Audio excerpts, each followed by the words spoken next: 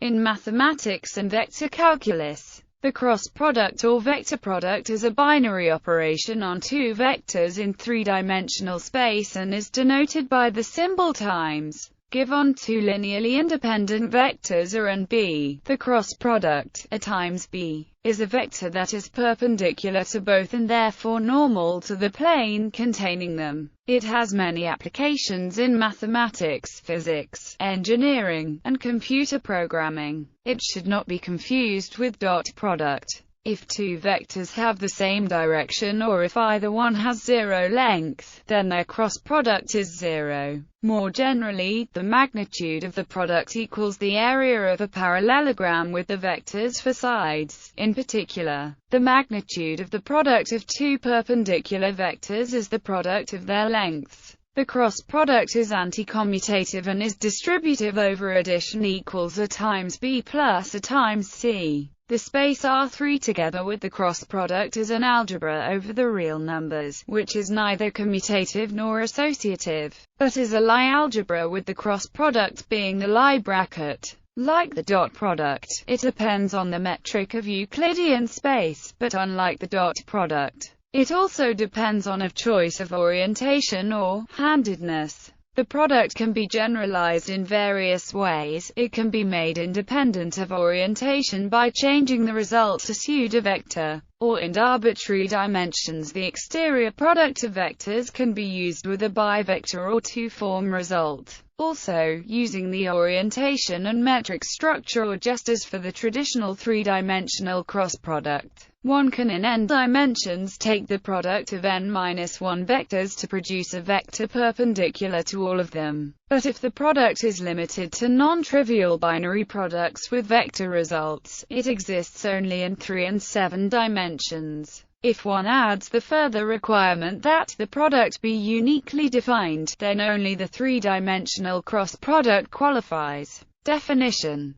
the cross product of two vectors A and B is defined only in three-dimensional space and is denoted by A times B. In physics, sometimes the notation AB is used, though this is avoided in mathematics to avoid confusion with the exterior product. The cross product A times B is defined as a vector C that is perpendicular to both A and B, with a direction given by the right-hand rule and a magnitude equal to the area of the parallelogram that the vectors span. The cross product is defined by the formula where theta is the angle between A and B in the plane containing them. A and B are the magnitudes of vectors A and B, and n is a unit vector perpendicular to the plane containing A and B in the direction given by the right-hand rule. If the vectors A and B are parallel, by the above formula, the cross product of A and B is the zero vector 0. By convention, the direction of the vector n is given by the right-hand rule, where one simply points the forefinger of the right hand in the direction of A and the middle finger in the direction of B. Then, the vector n is coming out of the thumb. Using this rule implies that the cross product is anti-commutative, i.e., B times A equals minus. By pointing the forefinger toward B first, and then pointing the middle finger toward A, the thumb will be forced in the opposite direction, reversing the sign of the product vector. Using the cross product requires the handedness of the coordinate system to be taken into account.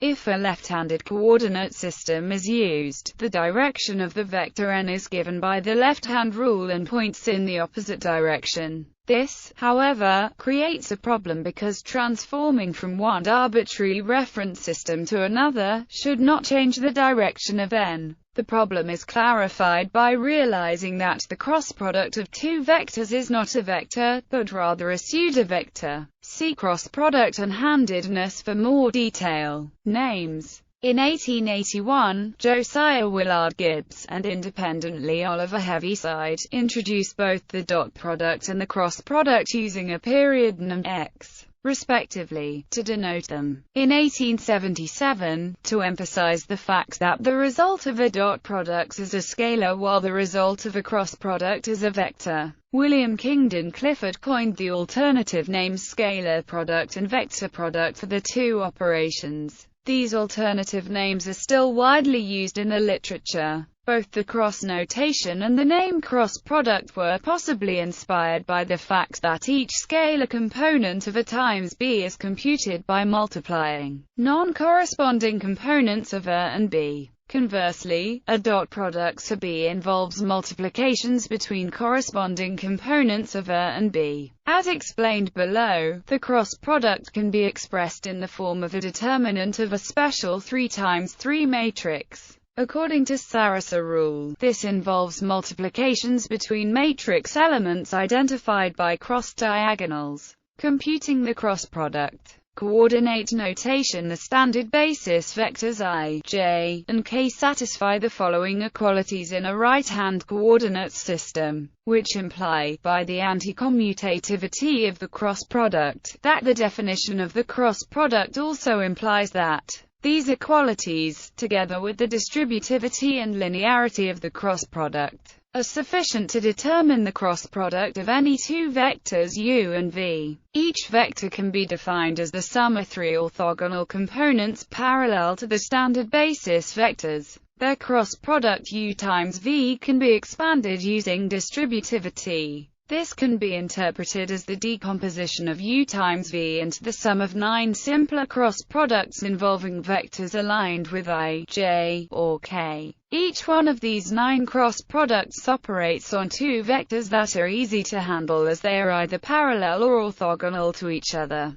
From this decomposition, by using the above-mentioned equalities and collecting similar terms, we obtain, meaning that the 3 scalar components of the resulting vector S equals S1I plus S2J plus S3K equals U times V using column vectors. We can represent the same result as follows. Matrix notation. The cross product can also be expressed as the formal determinant. This determinant can be computed using Sarasa rule or cofactor expansion. Using Sarasa rule, it expands to using cofactor expansion along the first row instead. It expands to which gives the components of the resulting vector directly. Properties. Geometric meaning. The magnitude of the cross product can be interpreted as the positive area of the parallelogram having A and B as sides. Indeed, one can also compute the volume 5 of a parallelepiped having A, B and C as edges by using a combination of a cross product and a dot product,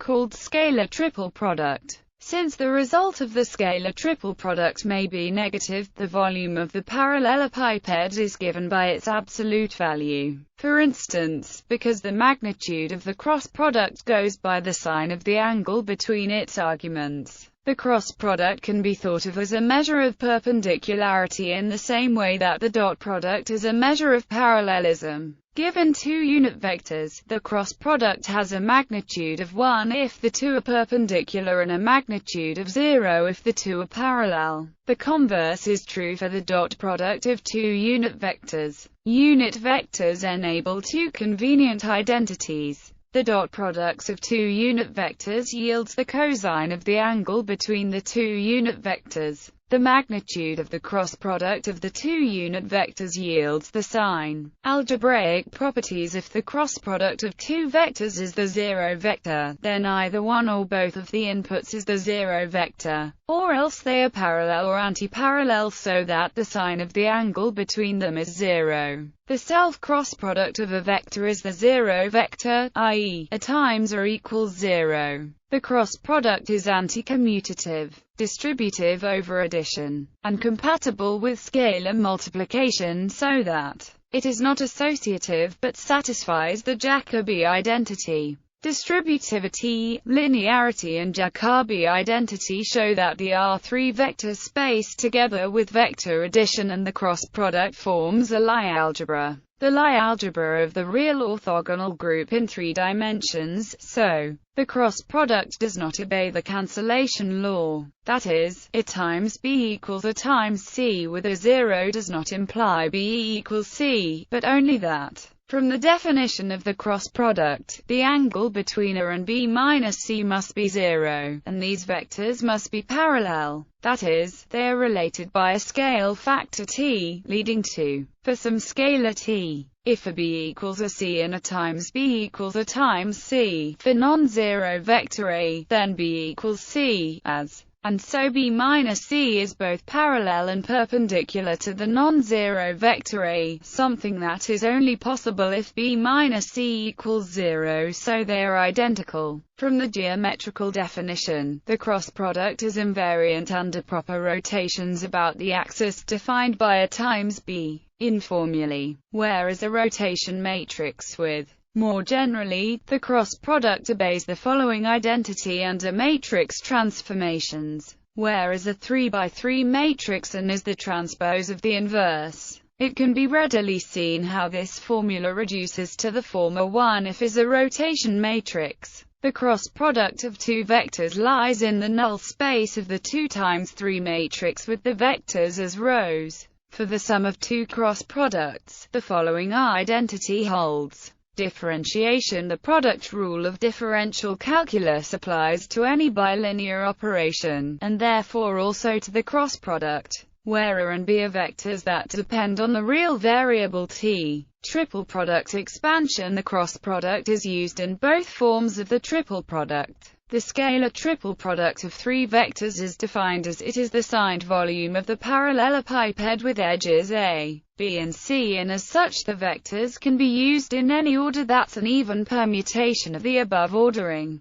The following therefore are equal. The vector triple product is the cross product of a vector with the result of another cross product, and is related to the dot products by the following formula. The mnemonic BAC minus CAB is used to remember the order of the vectors in the right-hand member. This formula is used in physics to simplify vector calculations. A special case, regarding gradients and useful in vector calculus, is where 2 is the vector Laplacian operator. Other identities relate the cross product of a scalar triple product, where I is the identity matrix. Alternative formulation. The cross product and the dot product are related by the right-hand side is the gram determinant of A and B, the square of the area of the parallelogram defined by the vectors. This condition determines the magnitude of the cross product. Namely, since the dot product is defined in terms of the angle theta between the two vectors, as the above given relationship can be rewritten as follows. Invoking the Pythagorean trigonometric identity, 1 obtains, which is the magnitude of the cross product expressed in terms of theta, equal to the area of the parallelogram defined by A and B. The combination of this requirement and the property that the cross product be orthogonal to its constituents A and B provides an alternative definition of the cross product. Lagrange's identity. The relation can be compared with another relation involving the right-hand side, namely Lagrange's identity expressed as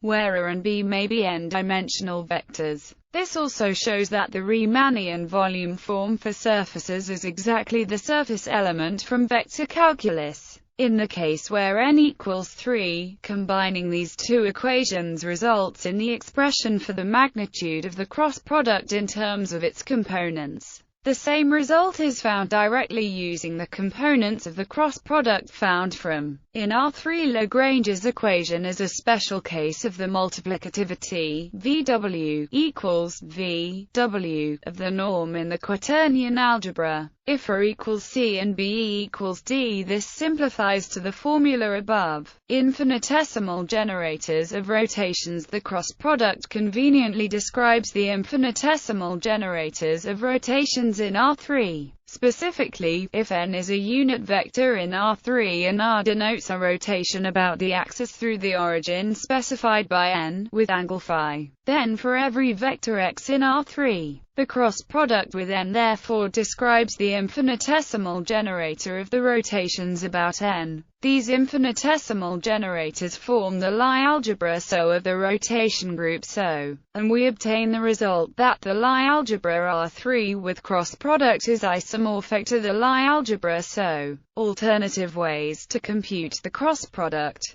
Conversion to matrix multiplication. The vector cross product also can be expressed as the product of a skew-symmetric matrix and a vector, where superscript T refers to the transpose operation, and at times is defined by. It should be noted that at times is a singular matrix where A is its null vector. Also, if A is itself a cross product, then this result can be generalized to higher dimensions using geometric algebra. In particular, in any dimension, bivectors can be identified with skew-symmetric matrices. So the product between a skew-symmetric matrix and vector is equivalent to the grade 1 part of the product of a bivector and vector. In 3 dimensions, bivectors are dual to vectors, so the product is equivalent to the cross product with the bivector instead of its vector dual. In higher dimensions, the products can still be calculated, but bivectors have more degrees of freedom and are not equivalent to vectors. This notation is also often much easier to work with, for example, in epipolar geometry. From the general properties of the cross product follows immediately that and from fact that at times is skew-symmetric, it follows that the above-mentioned triple product expansion can be easily proven using this notation.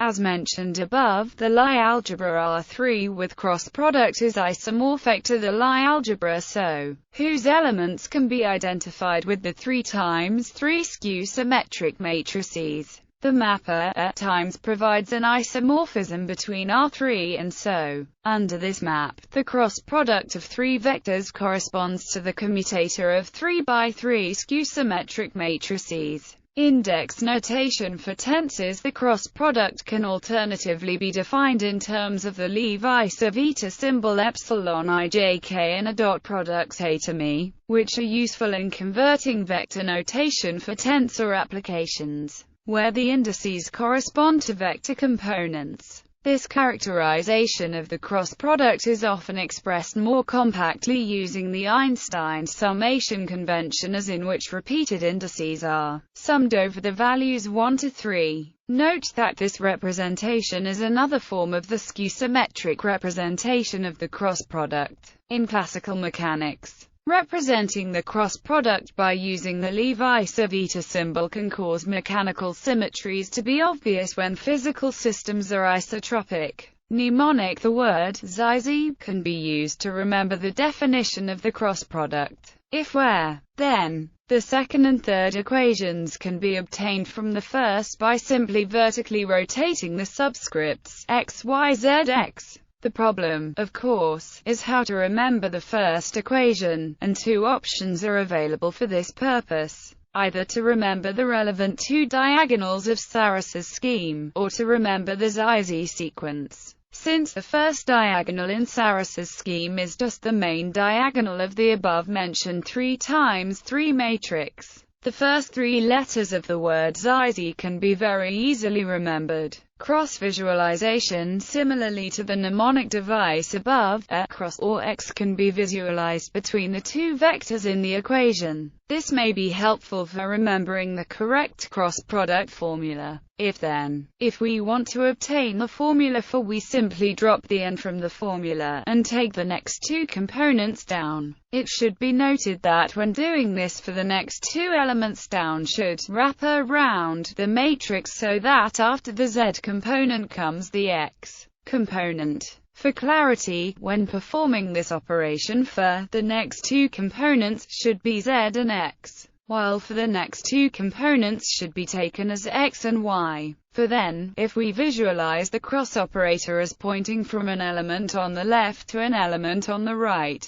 we can take the first element on the left and simply multiply by the element that the cross points to in the right-hand matrix. We then subtract the next element down on the left, multiplied by the element that the cross points to here as well. This results in our formula. We can do this in the same way for and to construct their associated formulas.